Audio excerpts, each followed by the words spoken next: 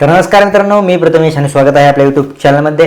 तर NCMC smart card जे NCMC smart card आहे ते 1 एप्रिल 2026 पासून सर्वांनाच अनिवार्य केले असून फेब्रुवारी महिन्यामध्ये ज्यांनी फॉर्म भरून सबमिट केला होता, हा फॉर्म कुठे भरायचा हे देखील मी तुम्हाला मागील व्हिडिओमध्ये सांगितलं होतं। तरी देखील मी आता तुम्हाला सांगतो, तुमच्या जवळच्या किंवा तुम्ही ज्या प्रवासी असाल तर तुमच्या एसटी महामंडळाच्या डेपोमध्ये जाऊन तुम्ही तिथून फॉर्म घेऊन तुम्ही हा फॉर्म फिलअप करून तुम्ही सबमिट करायचा आहे।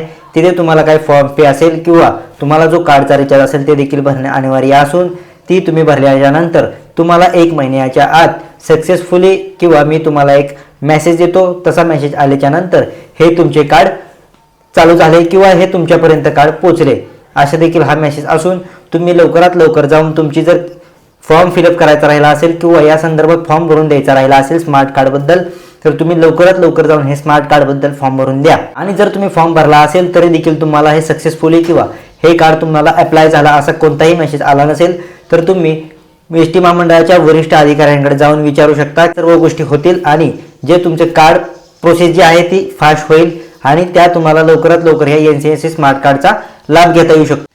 हे जे कार्ड आहे ह्याच्यासाठी किती रुपये लागतात मागील व्हिडिओमध्ये मी देखील सांगितलं होतं।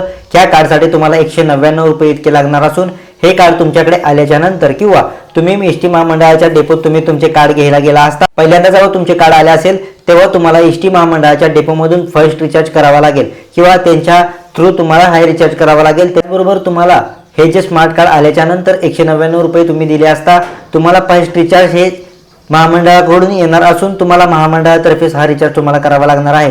त्याचबरोबर महामंडळाचा जो रिचार्ज झाला त्याच्याच नंतर तुम्हाला जो सेकंड रिचार्ज असेल तर तो तुम्हाला तुमचा एक महामंडळाने अधिकृत पोर्टल तयार केले असतात, त्या पोर्टलवरती जाऊन तुम्ही करू शकता।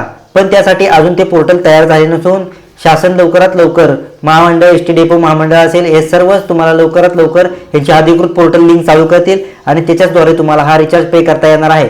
तुम्हाला पहिल्यांदाच फक्त हे रिचार्ज जे करायचा आहे तो महामंडळाच्या डेपोमधूनच करावा लागणार आहे, जिथून तुम्ही तुमचा NCMC स्मार्ट कार्ड घेणार आहात। नोंदणी प्रक्रिया सर्वच आग्रहासह चालू असता तुम्ही एसटी महामंडळाच्या डेपोमध्ये जाऊन तुम्ही लवकरात लवकर ही प्रोसेस करून घ्या, फॉर्म फिलअप करून घ्या। त्याच्यानंतर ह्या तुम्हाला स्मार्ट कार्ड तुमच्यापर्यंत लवकर पोहोचणार। ह्यासाठी देखील 15 ते 20 दिवसाचा कालावधी लागतो, त्यासाठी तुम्ही लवकरात लवकर जावा आणि हे स्मार्ट कार्डचा फॉर्म फिलअप करून 199 रुपयामध्ये तुम्हाला हे स्मार्ट कार्ड यूज करायला मिळू शकते। सर्वांसाठी अनिवार्य केला असता महामंडळामध्ये देखील चालू हे कार्ड तुम्हाला एसटी बसमध्ये, मेट्रोमध्ये, पार्किंगमध्ये आणि मेट्रोमध्ये देखील हे सर्व कार्ड चालणार आहे। तर तुम्ही प्रतीक्षा न करता लवकरच फॉर्म फिलअप करून घ्या। मी तुम्हाला आता काय डॉक्युमेंट सांगणार आहे ते देखील तुमचं असणं गरजेचं आहे। आधार कार्ड, पॅन कार्ड, सवलतीचा पुरावा आणि त्याचबरोबर तुम्हाला तुमचा आयडेंटिटी साईज फोटो एक असणे गरजेचं आहे। कारण ह्या आधी देखील स्मार्ट कार्ड काढले होते पण ते तात्काळ बंद करण्यात आले असून हे नवीन स्मार्ट कार्ड आहे। ह्यामध्ये जास्त फीचर्स असून हे कार्ड सगळीकडेच यूज करता येणार आहे। त्याचबरोबर प्रवाशांसाठी डिजिटल पेमेंटची देखील सोय केली असून तुम्ही अधिकृत पोर्टलवरती जाऊन देखील ह्याचा रिचार्ज करू शकता।